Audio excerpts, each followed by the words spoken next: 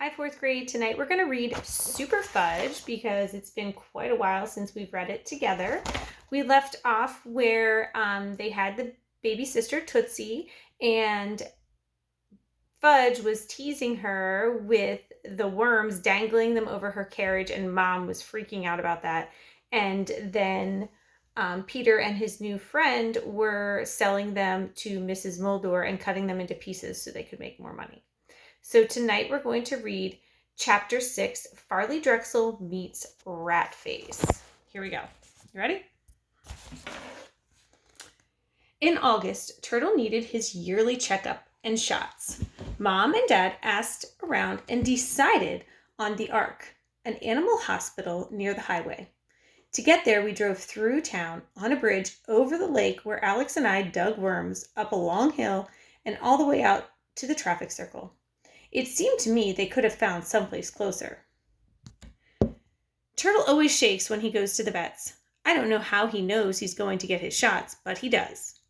I tried talking to him softly, telling him it would only hurt for a second, but he whined and cowered in the corner anyway. On the way back, we stopped off at Sandy's Bakery near the traffic circle. They make the best brownies I've ever tasted. And without nuts. Mom's allergic to tree nuts, but not peanuts. Lucky for her, she can still eat peanut butter. Without peanut butter, I might starve. The week before school started, I had a lot of trouble falling asleep. It was too quiet in Princeton. I missed the sounds of the city. I tried not to think of my Kreskin's crystal sitting in its box on the shelf in my closet. I tried counting sheep and reciting the alphabet backwards instead. But when that didn't work, I just couldn't help myself. I jumped out of bed and got it. As I held it up, I imagined Kreskin himself standing at the foot of my bed, chanting, "Sleep, sleep." Now remember, Peter told Jimmy that he would not use the Kreskin crystal to help him get to sleep. He promised him, right? Just like Jimmy promised him he wouldn't go to their special rocks. I woke up the next morning with my Kreskin crystal under me. I had pain in my butt from sleeping on top of it, and I felt really guilty about having used it at all. I cheated on Jimmy Fargo. We'd made a deal, and I'd broken it. Some friend I was. I wanted to tell him that it was okay with me if he decided to use our rock. But Jimmy was in Vermont with his mother, and they had no phone up there. And I wasn't the only one who was having trouble sleeping. I can't sleep anymore, Fudge said at breakfast. Why not? Dad asked. I'm afraid. Afraid of what? Dad asked. Monsters. There are no monsters, Dad told him. How do you know? Because I do, Dad said, spreading strawberry jam on his toast. Did you learn it at college? Fudge asked, making mush out of his cereal. No. Then where did you learn it? Fudge asked. Dad sipped his coffee. Then he said, I learned it in high school. Come on, Dad, I said, laughing. Dad gave me a look that let me know I should keep quiet. I wondered if he and Mom had told me ridiculous things like that when I was a little kid, and if I'd believed them. I'm still afraid, Fudge said. I want to sleep in Peeta's room. No way, I said. There is no way I'm going to have him in my room. He talks in his sleep. Then I'll sleep with Mommy, Fudge announced. My mother, who had been reading the morning paper, looked up. What? She asked. From now on, I'm sleeping with you, Fudge said. You have your own room, Fudgy, Mom told him, with your own big boy bed.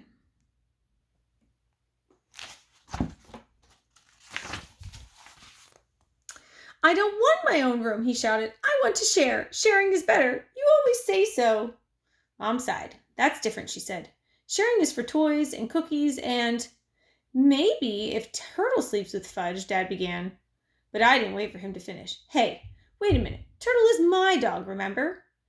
But you're willing to share him, aren't you, Peter? Dad asked. Not at night. He sleeps with me. Fudge started to cry. Nobody cares about Fudgy. Nobody cares if monsters eat him up. Nobody's going to eat you up, Mom said. How do you know? Fudge asked. Because I do. That's how Mom said.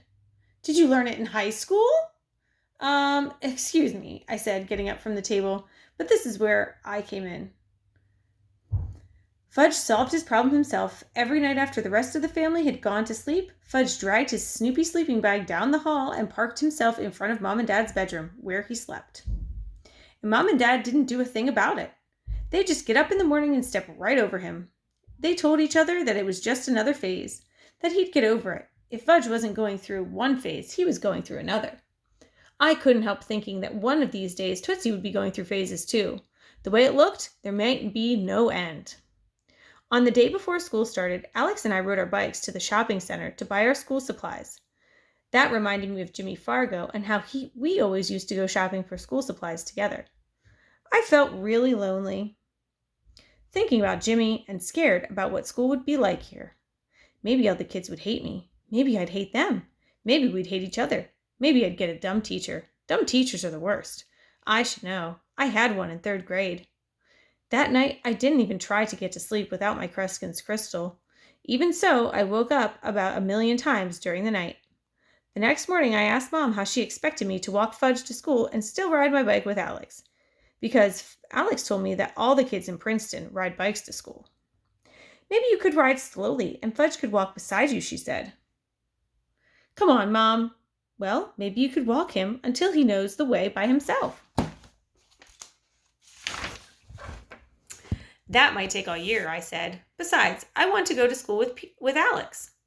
Look, Peter, how about you just walk him the first week, then we'll see what happens.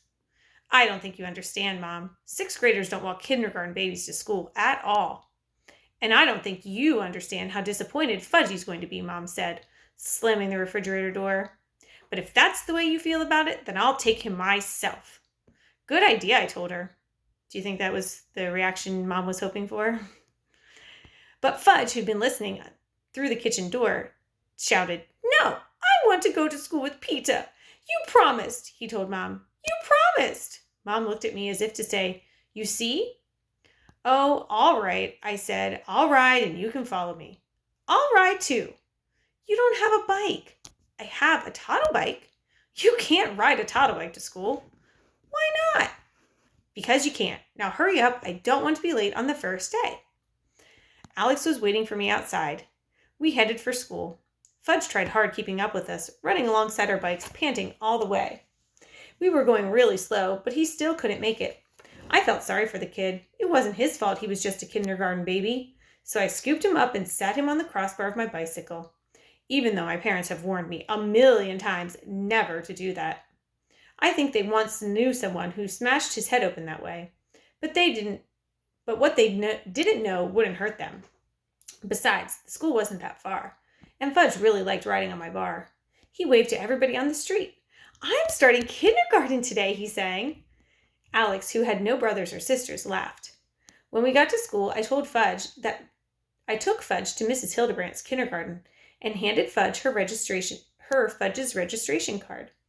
Then I went upstairs with Alex to Mr. Bogner's 6th grade. All the kids were singing, Oh, who owns the school? Oh, who owns the school? Oh, who owns the school? The people say, Oh, we own the school. Oh, we own the school, 'cause we are 6th graders today. I sat down at a desk next to Alex. On my other side was a girl, about 3 heads taller than me, with long, tangled brown hair. Mr. Bogner wasn't dumb. I could tell right off. I can always tell. First, he told us about his summer. He was an outward-bound instructor in Colorado. He taught kids to climb mountains. Then we told him what we did over the summer. I would have liked mine to sound more exciting.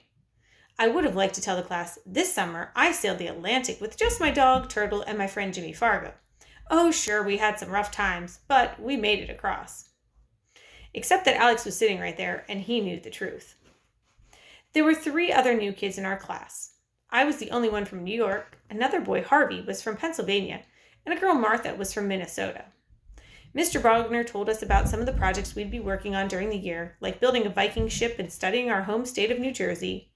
I wanted to tell him that it wasn't my home state, and it never would be. But before I had a chance, Martha said, Excuse me, Mr. Bogner, but my home state is Minnesota, so will I be studying that while the rest of the class does New Jersey? No, Martha, Mr. Bogner said. As long as you're living here, you can consider New Jersey your home state. But Mr. Bogner, Martha said. Why don't you see me about it after class, Mr. Bogner said. And he didn't sound angry or anything. Later, I found out that the girl who was sitting next to me, the tall one with the tangled hair, is named Joanne McFadden. I was going to ask her where she lived when a message came over the intercom.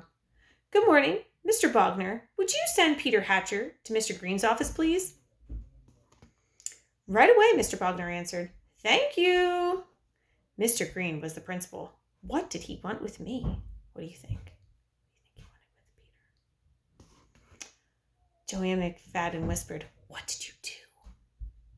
I don't know, I said, feeling my face turn red. Do you know where Mr. Green's office is? Mr. Bogner asked.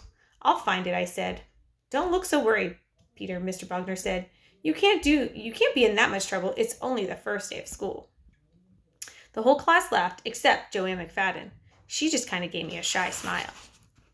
It probably has something to do with the registration, I thought, on my way to the office. I'll bet my mother didn't fill out the part of the registration card about who to call in case of an emergency if the parents can't be reached.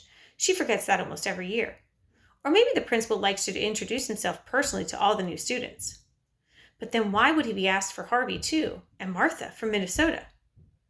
Because he calls them to his office in alphabetical order, I told myself, not knowing either Harvey or Martha's last names. And if he started with the A's early this morning, he'd probably be up to the H's now. Yes, that made sense. I found Mr. Green's office. I'm Peter Hatcher, I told his secretary. Go right in. He's expecting you. You wanted to meet me, I said to Mr. Green. See me? Hello, Peter, Mr. Green said, looking something like my uncle, but my uncle is clean-shaven, and Mr. Green had a mustache. Now that my father is growing a beard, I'm more aware of these things.